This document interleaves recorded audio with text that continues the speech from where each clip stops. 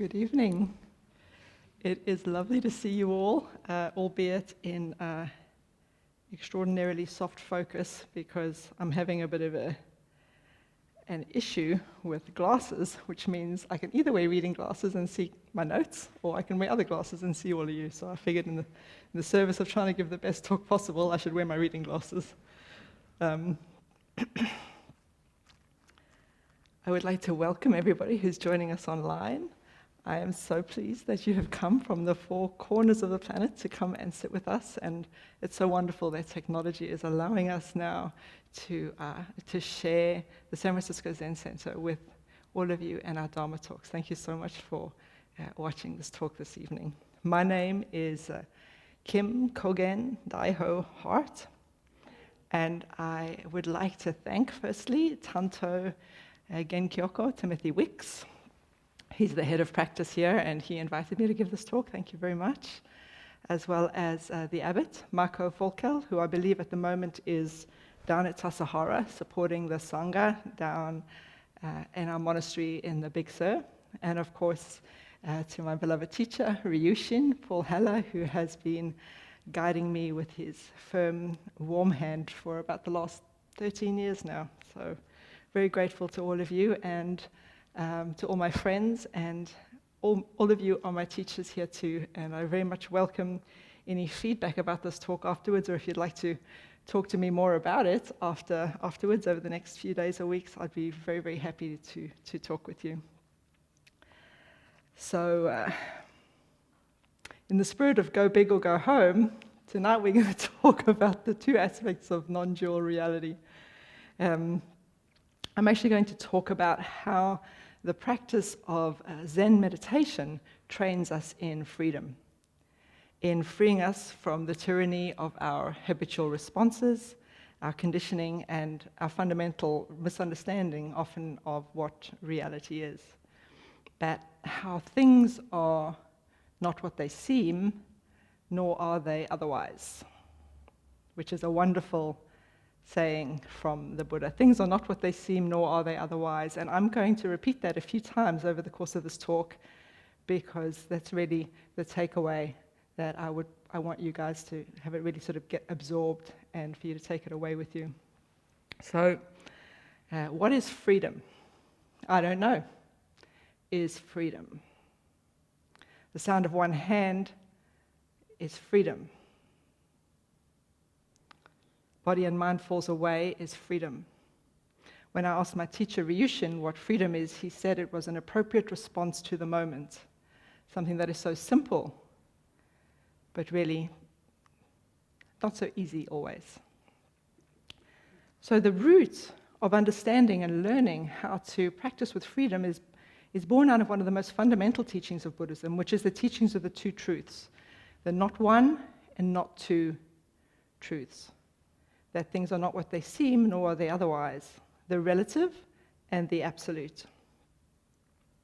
To put it succinctly, every inside has an outside, every outside has an inside, and while they are different, they go together.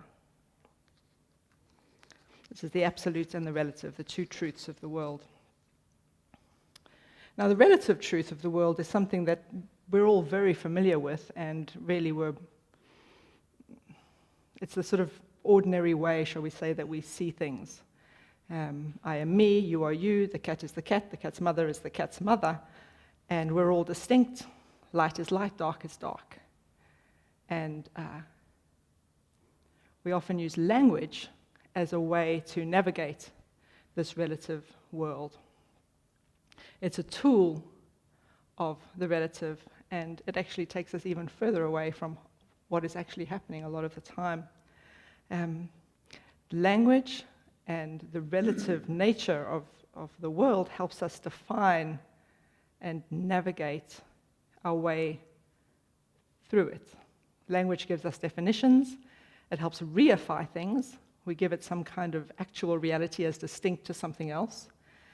And it's something we really are quite familiar with. Language, in many ways, and the relative is a map that we use to navigate the world, but it is not the territory The map is not the territory. Language and the relative world is a very useful map, but it is not the territory. So Zazen, practicing Zazen, actually helps us to get in touch with this tendency that we have of reifying the world through language and through concepts and through our tendency to see the world through a relative sort of pair of glasses, if you will, relative view.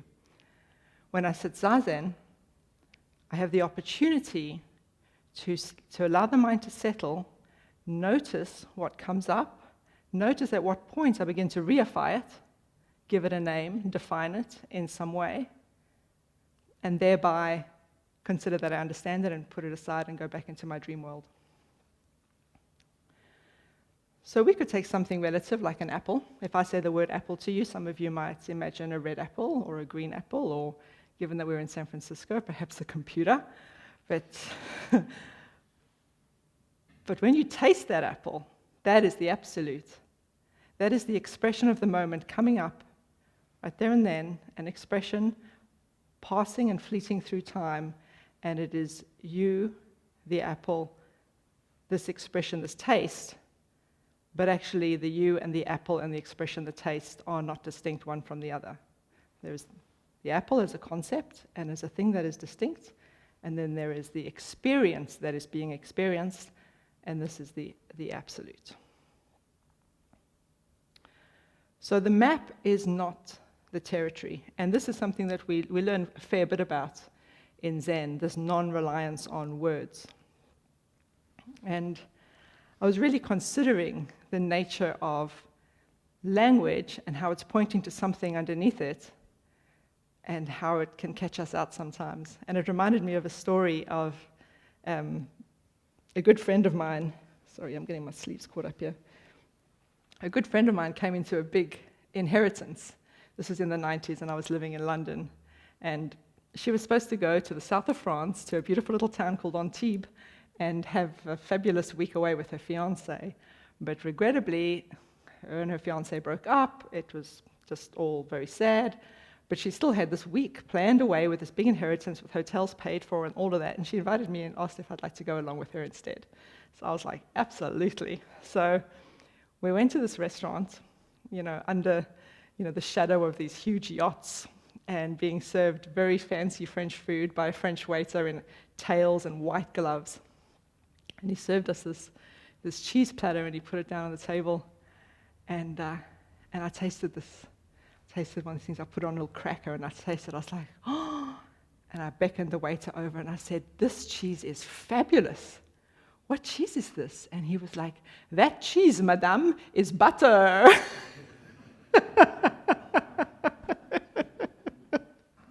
I'm sure he's still dining out on that because there's English people who have just no notion about cheese and butter. But it really showed me how we navigate with a map that can just sometimes be really entirely unreliable, And the experience I had, the taste, was what it was. And I hadn't defined it as cheese, so I hadn't defined it as butter, so I didn't taste it as butter. I defined it as cheese in a certain way. I almost tasted it as cheese because of that. But there's this distinction, And what can we rely on there? Spoiler, you can't rely on any of it. It's all empty. But so I thought this was very interesting. And it also shows me that the visceral experience that we have when we're sitting Zazen or when we're in the world, that we can access through our five senses, is really so precious. In this case, it was my sense of taste. Often it can be, your sight or sound, smell, all of that. And the other thing, of course, about it is that it comes into being and it passes away. The taste comes up and it passes. A sound moves into our sphere and it comes up out of emptiness, out of silence, and returns to silence.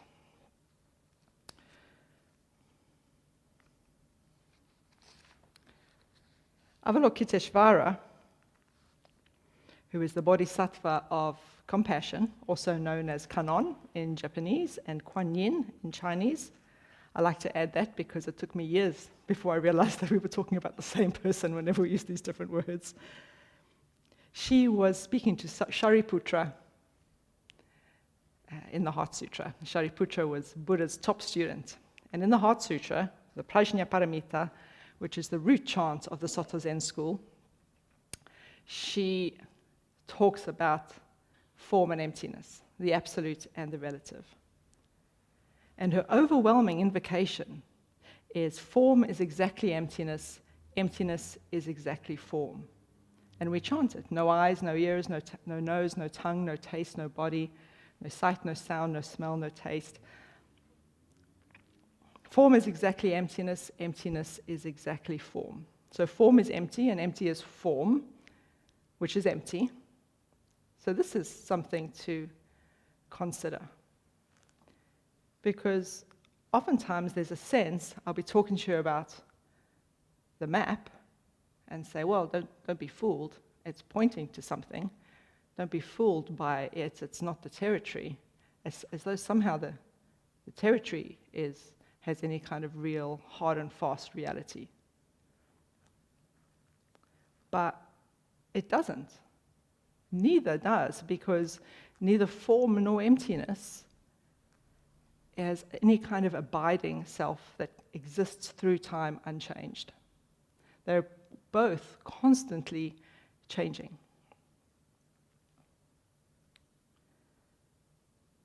Form arises from emptiness.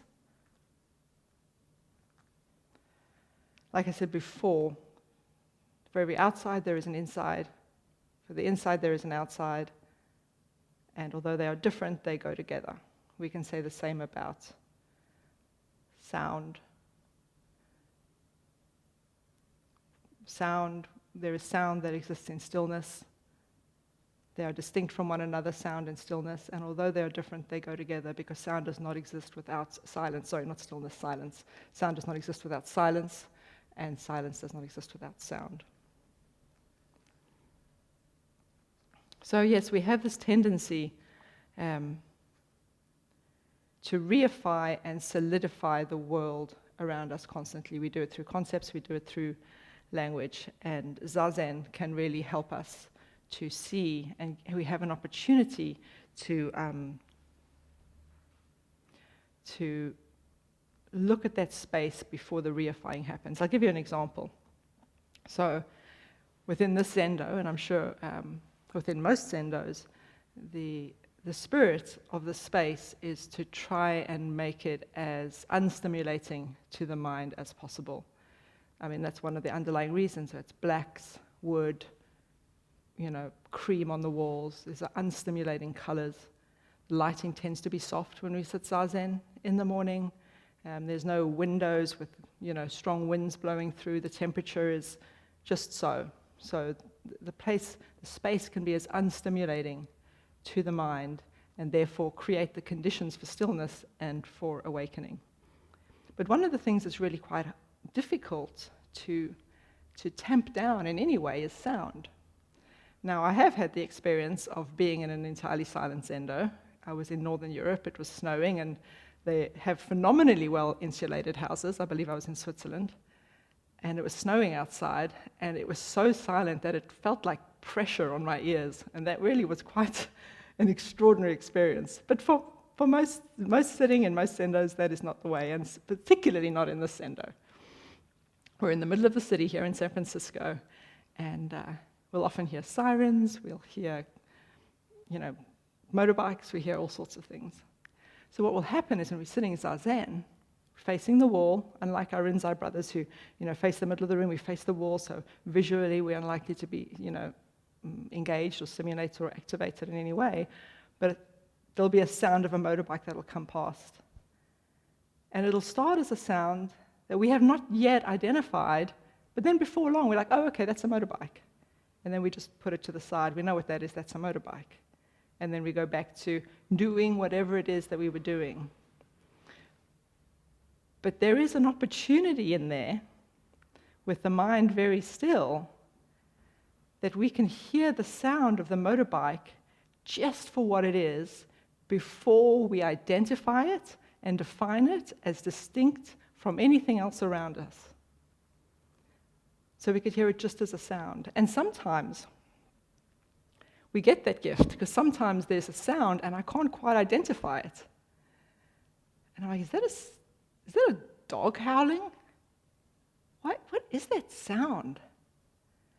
And that's a point when, all the senses are awake and you're like, now the problem is you're now trying to reify and identify it because, everything feels a little bit like on shaky ground because we don't like to not know. We don't like this not knowing. We want things to be understood and unchanging and clearly defined. And, oh no, it's just truck brakes coming down Page Street. That's all that is. And then once again, that's what that is. Boom, we put it aside. We've got this, But there is an opportunity in there.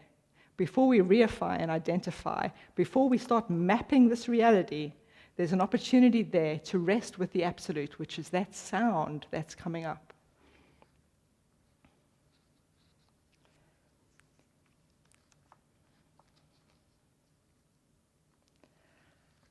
I was going to read this to you. I got myself a little bit out of order, but I think it's still valuable. This is a lovely little book called Zen and Japanese Buddhism by D.T. Suzuki. Not the Suzuki Roshi who founded this temple, but another great scholar. And once San Francisco Zen Center was thinning out its library and was getting, offering up a number of books, and I managed to grab this little gem. But just talking again about words, I should have said this a little bit sooner, but I'm just going to reference it anyway. Zen's motto is no reliance on words. They are a hindrance in Zen. Why? Because words are representations and not realities, and realities are what is most highly valued in Zen. If words are needed in Zen, they are of the same value as coins in trading. We cannot wear coins to keep the cold away. We cannot eat coins to quench thirst or appease hunger. Coins are to be turned into real food or real wool and real water when they are of real value to life. We are constantly forgetting this homely truth and never cease hoarding money. And in a similar manner, we memorize words and play with concepts and think that we are wise. Wise, quotes, which are in the book here, indeed we are, but this kind of wisdom never avails when dealing with the realities of life. So our Zen practice really is about getting underneath those words before we reify and define things as distinct from one another. What is actually happening in the world? Things are not what they seem, nor are they otherwise. Also in the Genjo Koan, Dogen writes, now Dogen, the Genjo Koan is a wonderful fascicle written by Dogen. He was a 12th century philosopher and in many ways started the Soto Zen school in Japan, as I said, in the 12th century. But here, very briefly, he talks about how when we can hear things, before we reify them and give them some kind of defined and defined reality, they are infinite in variety. Anyway, this is a short bit that he maybe says it better than me. He says, for example, when you sail out in a boat into the midst of an ocean where no land is in sight and you view the four directions, the ocean looks circular and does not look any other way. But the ocean is neither round nor square. Its features are infinite in variety. It is like a palace, it is like a jewel. So what he's saying here is like, well, for me, I'm standing in a boat, I'm looking out, and I'm seeing it as round. But I'm forgetting that this is me, a human being with these kind of eyes, looking out in this point in time, and this is how things look. But it's infinite in variety. If I was a fish, it would be like a palace. I'd be swimming in the water, and the ocean is a different thing. If I was on a different planet, I'd look back, and the planet Earth, with all its oceans, would look like a jewel.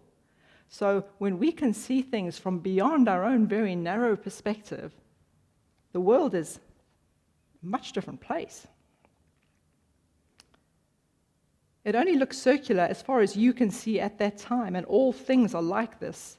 Though there are many features in the dusty world and the world beyond conditions, you see and understand only what your eye of practice can reach. And this is really Dogen's, encouragement to practice.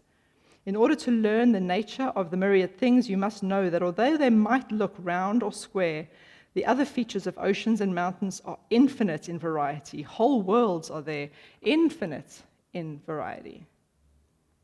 So our notion that, well, that is a truck's brakes is about this much of the truth. It is so not only around you, but also directly beneath your feet and in a drop of water. So for those of you who are unfamiliar with the Genjo Koan, I really do implore you, go and read it. It's about 3 pages. It's fantastic. So truth itself does not communicate in language. The sound of the rain needs no translation.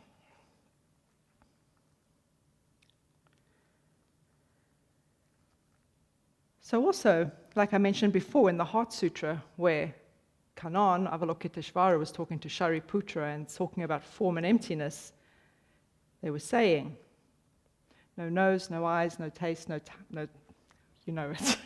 No eyes, no nose, no taste, no, what comes after it? No eyes, no, come on people.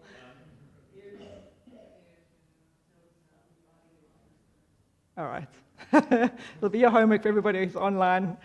Basically, the point is, I'm thinking specifically here about features of the face, because I am a portraitist. I paint these enormous portraits, and I wanted to consider, what does he mean by no nose? I mean, like, I'm painting this nose, it's about this big, and I can see there's a nose. What does it mean, no nose? I can see it, I can say it, and I know what a nose is. But when it came to painting the nose, when it came to actually being in touch with the nose, I couldn't tell where its edges were. Like, where is the edge of the nose? Where does the nose end and the cheek begin when you are painting a nose? Where does that happen? And that's when I realized that all the definitions I'd given around nose were entirely invented. That in reality, they did not exist. And that is your form and your emptiness coming up simultaneously. The relative is a mental construction with which we scaffold reality. But don't be confused. They are both empty. Things are not what they seem, nor are they otherwise. Now, I'm going to keep saying this because I really want to jar us all out of our comfortable state of certainty that we have about the way the world is. If you don't understand the way right before you, how will you know the path as you walk? And when we can see that all phenomenal expression is an expression of time, it's coming up, and we can see that it is fleeting, and therefore the fleeting nature of reality, we can recognize that entering that, meeting that moment is the doorway to freedom. And it references back to what Ryushin said, where he said an appropriate response to the moment. In order to have an appropriate response to the moment, you need to meet that moment. So the quote, "Things are not what they seem, nor are they otherwise," is referring, it comes from the Langavatara Sutra, and it's kind of baffling because it appears to defy logic. Things are not X, but things are also not X. It's kind of the logic of not. And again, it's a similar thing we see once again in the Prajnaparamita Sutra, the Heart of Great Perfect Wisdom Sutra. And it's a refutation of the customary distinction between reality and appearance. There's many teachings, not within Buddhism necessarily, but often you'll hear, well, things aren't what they seem, and there is some kind of notion that, what if they're not what they seem, because actually, if you look carefully, you'll see what they actually are. And what's so revolutionary about things are not what they seem, nor are they otherwise, is that, yeah, they're not appearances, but what they're pointing to also has no hard and fast reality unchanging through time. So things are not what they seem, nor are they otherwise. They are phenomenal expressions in time. They lack any hard and fast reality. And that's ultimately, and this is a tough one, but that's ultimately because of the non-difference between nirvana and samsara. Now, nirvana is kind of the heavenly state in a certain sense. Difficult to describe, but where we can say samsara is the cycle of birth and death, the karmic cycle of birth and death. Nirvana, in a certain ways, it's opposite. It's kind of a heavenly state. And there's a saying in the Prajnaparamita that samsara is nirvana grasped, and nirvana is samsara released. Now I'll say that again. Samsara is nirvana grasped. And what that means is samsara, the cycle of birth and death, this never-ending karmic cycle, is nirvana grasped in the sense that, okay, I know what nirvana is, I've understood it, it is this. This is what it is. It is a solid, reified thing that I understand, and by defining it as such and grasping it and defining it, you're still within the cycle of birth and death, and you're still within samsara. Nirvana is samsara released. Nirvana, the heavenly state, is when we can see and accept the state of things coming into birth and dying, constantly changing, and our hand is open.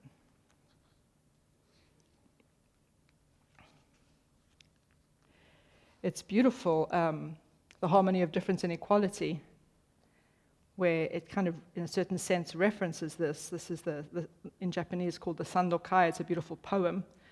Also not very long, and for those of you who are unfamiliar with it, I encourage you to read it. Just a small little section I'm going to read out of it.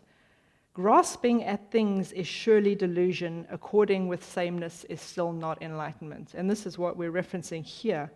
Grasping at things is surely delusion. But saying that everything is all one, according with sameness, that's still not enlightenment. All the objects of the senses interact and yet do not. Interacting brings involvement, so that is the activity, time, rising and falling. Otherwise, each keeps its place. Sights vary in quality and form. Sounds differ as pleasing or harsh. Refined and common speech come together in the dark. Clear and murky phrases are distinguished in the light. Now, refined and common speech come together in the dark. Oftentimes, the darkness is kind of a metaphor for the absolute, because you cannot see the edges of things. Everything becomes one.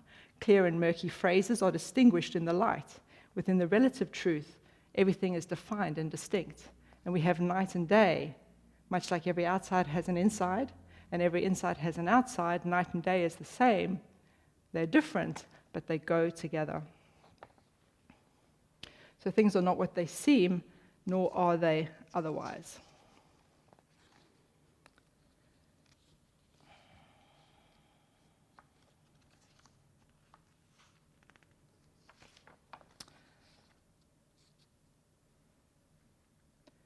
This is a story I discovered while I was actually researching for giving this talk, and I thought it was really quite moving, and I wanted to share it with you because, like I was talking about before, how we can have these experiences through the visceral experiences through the senses, through seeing or through hearing, and here in the Zendo, more often than not through hearing. I learned that Avalokiteshvara, the Bodhisattva of compassion, actually their awakening or her awakening experience was through sound. And I'm going to share with you how that happened. According to Avalokiteshvara, the Bodhisattva of compassion, one can attain enlightenment simply by perceiving the sounds of the world as they rise and fall in conjunction with the ebb and flow of the ocean. By simply observing,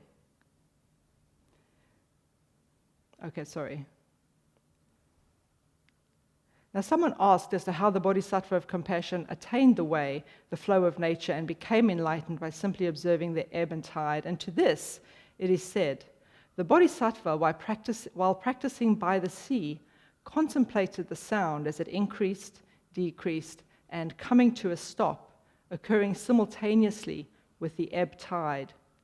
She pondered very deeply at the root of all causes and finally attained enlightenment by understanding that all existence is subject to coming and going, birth and death, rise and decay, and is hence impermanent. However, the hearing aspect is by itself boundless, timeless, and is beyond the realm of birth and death.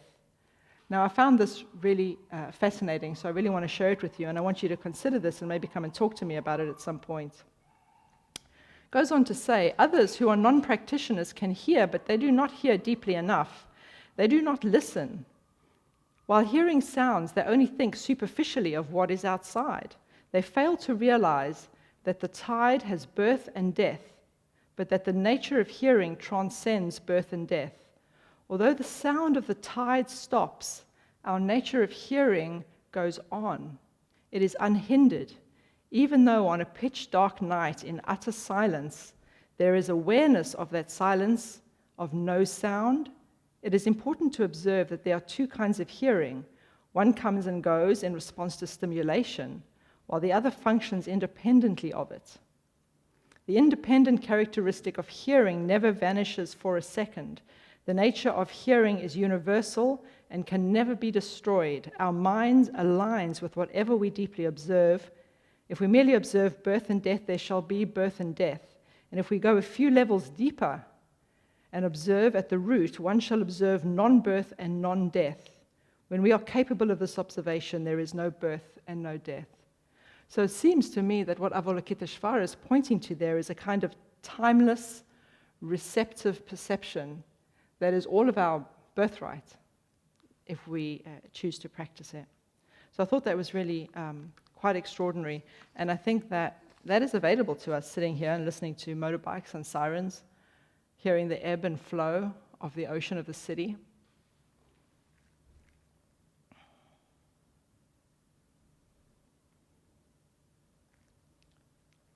In commentary on the Gateless Gate, case 5, up a tree, one day while sweeping up fallen leaves, Zhan Gyan, I'm so sorry, I don't know how to pronounce his name, bamboo broom caught a stone and it hit a bamboo stalk, thwack. And that thwack awakened the monk who was sweeping. So sound can have an extraordinary effect.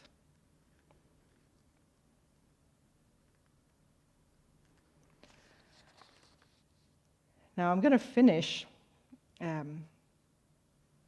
with referencing a wonderful sutra that my bestie in Australia sent me, a dear fellow priest and practitioner, Krista Di Castella, and we were talking a few days ago about this talk, and she said, "Oh, you must be familiar with the Bahia Sutra." And I'm like, I am not familiar with the Bahia Sutra, and so she shared it with me, and it's quite a delightful story that I will tell you. So basically, there's this practitioner, Bahia, and he's living in town, and he's been practicing quite diligently, and he wanted to ask the Buddha, well, he wanted to find out really if he was a good practitioner, and he wanted to have some Dharma taught to him. And he knew that Buddha, the Blessed One, as he's referred to in the sutra, was practicing nearby, in a town kind of nearby, and he was like, I'm going to go find the Buddha, and I'm going to ask him. So he got his stuff together and he went over to this town, and he went to the monastery. I was quite delighted to see it says, "Now on that occasion, a large number of monks were doing walking meditation in the open air." And I'm like, that could totally be us. And he got there and he went to the monks who were doing walking meditation in the open air, and he was like, "Well, where's the Buddha?" And they were like, "The Buddha's gone to town. He's doing stuff over in town," which again could totally be us, looking for the abbot or whatever. And so he went off to town to go and find the Blessed One, and he found him. He was in town. He was doing alms. I think he was in town for alms, so it's kind of like the begging practice, And he went over, and he was like, he threw himself down on the floor in front of the Buddha, and he said, "Teach me the Dharma, O Blessed One. Teach me the Dharma, O One well gone. That will be for my long-term welfare and bliss. Please teach me the Dharma." And the Buddha was like, "I'm busy doing alms right now, Bahia. This is really not a good time. I'm busy with stuff." So Bahia, once again, it's like, "But please, oh well gone one, oh please, Blessed One, please, give me a teaching for my long-term welfare and bliss, because something could happen to me. Like, I could get run over by a cow or something, And the Buddha was like, no, I'm busy with alms." And so the third time, and we do know that in Zen, third time is a charm. The third time said, "Please, something could happen to you, something could happen to me. Please, give me a teaching that will be for my long-term welfare and bliss." And this, my friends, is a great teaching. So I'm going to share with you what the Buddha said. He said, "Then Bahia, you should train yourself thus. In reference to the seen, there will be only the seen. In reference to the heard, only the heard. In reference to the sensed, only the sensed. In reference to the cognized, only the cognized. That is how you should train yourself. When for you there will be only the seen in reference to the seen, only the heard in reference to the heard, only the sensed in reference to the sensed, only the cognized in reference to the cognized, then by here, there is no you in connection with that.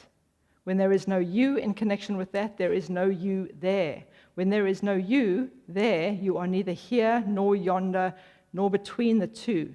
This, just this, is the end of stress. And when a sage has realized this for himself, then from form and formless, from bliss and pain, he is freed. Thank you. Ino-san, do we have any time for questions? I suspect not, but you never know. One question. Do we have one question?